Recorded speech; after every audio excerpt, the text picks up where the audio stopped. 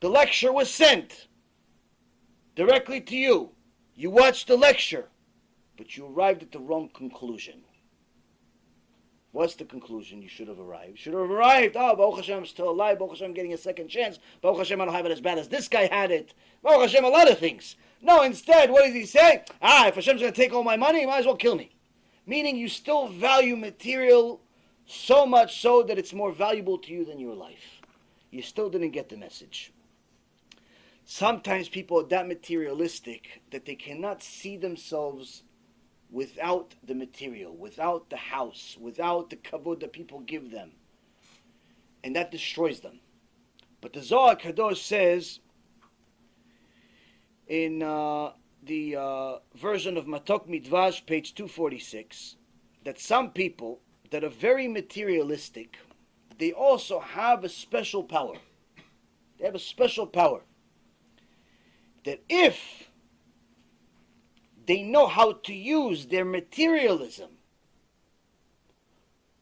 for Kedusha, where instead of making all the avirot in the world with the money, all the sins in the world with the money, going to clubs, buying things you're not supposed to, seeing things you're not supposed to, going to places, all of the, actually using this money that they have for Kedusha, for good things.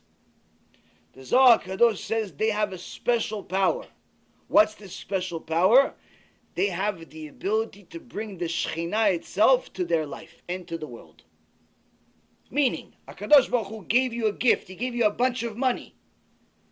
You have a gift that nobody else in the world has. What? You can actually bring the Shekhinah itself to the world by simply using this tool that Hashem gave you in order to publicize His name. You have a special tool. Nobody else has this tool. You have it. But only if you're a materialistic person. If you don't care for money, you have a different tool. You have a different weapon. But the point being, Rabotai, is that just like Hashem gives a person that's materialistic a difficulty where they can't see themselves without this material, He also gives them a special power. Now, what ends up happening is that sometimes a person that cannot see beyond their current test and sees that they're starting to lose their money, sees that starting to lose their job and their hope and so on, they start losing their faith in HaKadosh Baruch Hu. Because now they say, listen, I lost my money, I lost my job, I lost to this, I lost to that, so Hashem should give it back to me if I do this, this, and this. So he does this, this, and this, and it doesn't work. He lost his money on this one, so he figures, okay, I lost money on this investment, so I'm going to take the other money that I have left and put it in a different investment, and I'll make all my money back from this other investment. That's how Hashem is going to pay me back. And it doesn't work. In fact, he loses even more money. So he said, no. So now he lost a little bit of faith, but then he gives Hashem conditions. He goes, okay, fine, Hashem, you messed up twice already. Okay, so I'm going to take the money that I have left, I'm going to put it in this next building. And now this building is going to skyrocket because the government's going to build some stadium around it and everybody's going to buy it. That's how I'm going to make the money back. And he puts everything on the next one, and he loses again. Why does he keep losing? Because he still didn't get the message. He still didn't get the point. He still didn't pass the test. He's still limiting HaKadosh Baruch Hu. And when you limit HaKadosh Baruch Hu, you limit what Hashem can do by telling him, you can give me salvation to this only or to that only. In essence, you're making Hashem smaller than what He really is. Now, during this next few weeks we still have left before Rosh Hashanah, you go to Slichot, you say HaKadosh Baruch Hu is a melech, HaKadosh Baruch Hu is a king, He's a king, and then during the 10 days of Tshuva between Rosh Hashanah and Yom Kippur, we call Hashem melech, melech, king, king, He's the king, He's the king. Now, HaKadosh Baruch Hu sometimes gets very upset at us that we call Him king, but we don't treat Him as one. Where He says, Madua bati ve'anish. Kirati ve'en oneh. Why have I come and there's no man? Why is it that I called and there's no one to answer me? Sometimes HaKadosh Baruch Hu gets upset at us where, okay, we call him king, and he comes. He comes to the shul, but the shul has become just a stepping stone for people to socialize. They come, they sing a few songs, but then they start talking, socializing. After the prayer is over, everybody's relieved, so they continue talking even louder. No one's really learning Torah. You ask the rabbi, listen, rabbi, can I come maybe give a shiur Torah later tonight? He goes, you can come, but nobody else is going to come. Wait, you have a Beit Knesset? No? Yeah, we have a Beit Knesset. What's the Beit Knesset for? For shiur Torah. It's not for prayer. Prayer is just something you do at a Beit Knesset. Prayer is something you do at a Beit Knesset. It's not what it's for. A Beit Knesset is a place where you're supposed to have shiur Torah. That's what a Beit Knesset is supposed to be for. It's not supposed to be a place to pray. If it was a place to pray, pray at home. It's supposed to be a place you have shiur Torah. So you tell the rabbi, listen, I have this guy who wants to come speak. Okay, he can come, but nobody's going to be there. Well, why not? Why don't you tell the kehillah? No, they're not interested. How do you know? I've been the rabbi here for 20 years. Nobody's interested in my shiurim. Rabbi assumes that no one's going to be interested in anybody else either. The kehillah really becomes uninterested. And it just becomes like a socializing event. So HaKadosh Baruch Hu says, Madua bati ve'anish. Why I came here, but there was nobody there. You called me melech, melech, melech. You said a few things, a few songs that you enjoyed, and you remember the lyrics from last year. But nobody's learning Torah, nobody's fulfilling me, nobody's doing anything. Why? What ends up happening, Rabotai, is that we get so worked up in our day-to-day life that we forget that HaKadosh Baruch Hu is the only one that's responsible for the results. And what ends up happening is that we try to fill in the gap. So we lost a little bit of money on this trade, or on this deal, or on this job, or something, and we don't trust that Hashem is going to give it to us. So what do? We work overtime. When's the overtime? During the prayer, the guy, they're doing Aliyat HaShatz, the guy is going on his eBay to see if some of the stuff that he has listed is sold.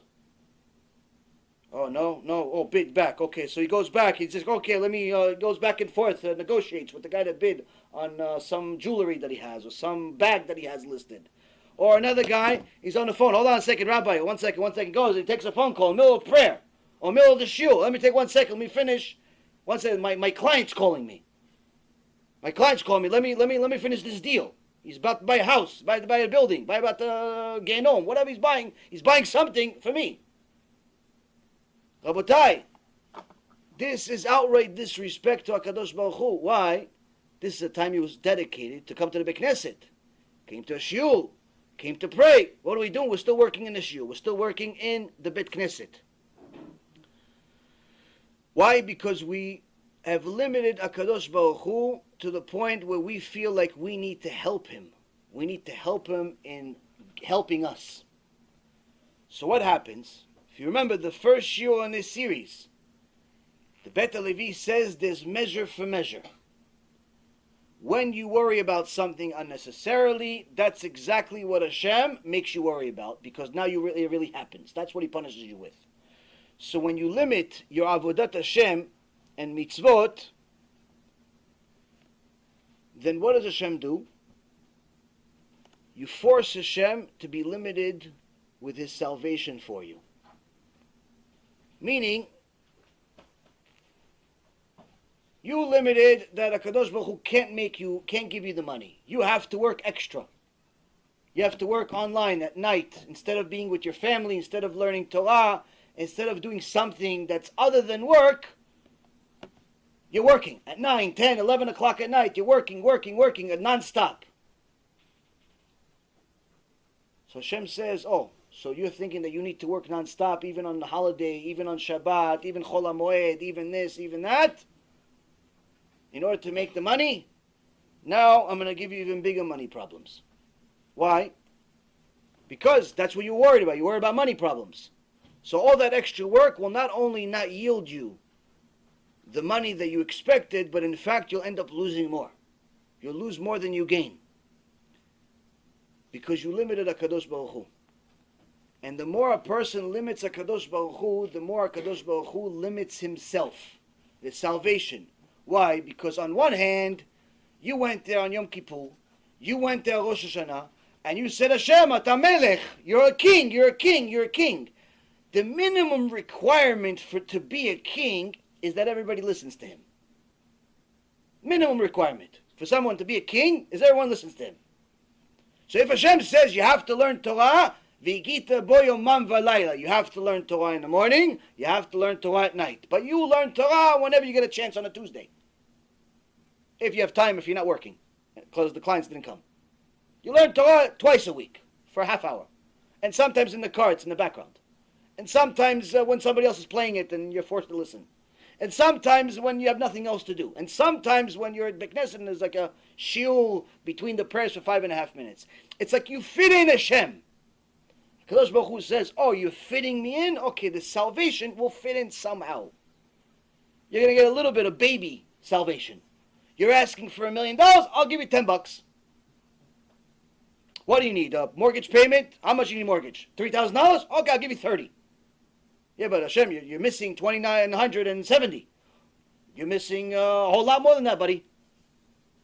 You limited your learning Torah because you thought you need to help me make money. Okay, so I'll limit your salvation. That's midah keneged midah. That's measure for measure. If you sing HaKadosh Baruch Hu is a melech, like every Jew, whether you're Ashkenazi, Sfaradi, Litai, Hasidish, whatever you are, right now is a time of the year where every Jew that remembers that he's still a Jew is singing to HaKadosh Baruch Hu, Ata Melech, you are the king. If you're going to be singing to Hashem, Hashem, you're the king, but you don't treat him like one, it's even more of an issue that you have. It's even more of an issue. Now, obviously, not calling him king, you have a different shiur. Pirkei Avot number 84. But if you remember that he's a king,